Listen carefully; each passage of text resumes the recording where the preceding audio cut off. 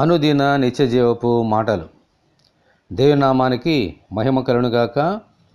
దేవుని వాక్యాన్ని చదువుకుందాము. నీవే నా దేవుడవు, నీ చిత్తానుసారంగా ప్రవర్తించుటకు నాకు నేర్పము. దయగల నీ ఆత్మ సమభూమి గల ప్రదేశమందు నన్ను నడిపించునుగాక.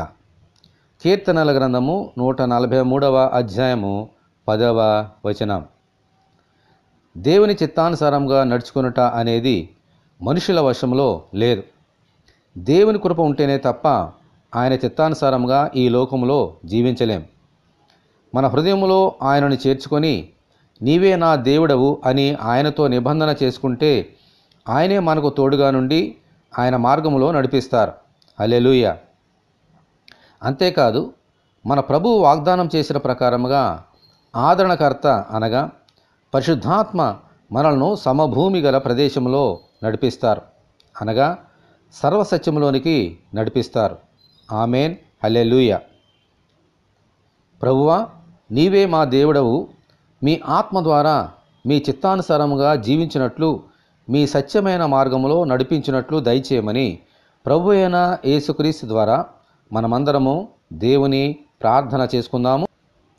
ప్రభువా, భక్తులు ప్రార్థించిన రీతిగా మేము కూడా మీరే మా దేవుడు అని ప్రార్థన చేయుచున్నాము నాయనా. ఈ లోకములో మీ చిత్తానుసారముగా జీవించడానికి మా జ్ఞానము సరిపోదు. మీ కృప ఉంటేనే కానీ మేము ఆ కార్యమును చేయలేం. మేమెల్లప్పుడూ మీ యొక్క చిత్తమును నెరవేర్చినట్లుగా మీ కృప మాకు అనుగ్రహించండి. అంత మాత్రమే కాదు, మీ ఆత్మ చేత మమ్మలను సర్వసత్యములోనికి నడిపించండి. సమభూమి గల ప్రదేశంలోనికి నడిపించి నీ వాక్యమును మాకు బోధించి మీకు ఇష్టమైన బిడ్డలుగా ఈ లోకంలో జీవించినట్లుగా మీ కృప మాకు దయచేయమని, ఈ వాక్యము వింటున్న నీ బిడ్డలందరినీ దీవించమని యేసు అతి పరిశుద్ధమైన నామములో ప్రార్థన చేయుచున్నాము తండ్రి. ఆమేన్. మన తండ్రి అయిన దేవుని ప్రేమ మనకందరికీ తోడేయునుగాక. ఆమేన్. పరిశుద్ధ దేవుని మందిరం.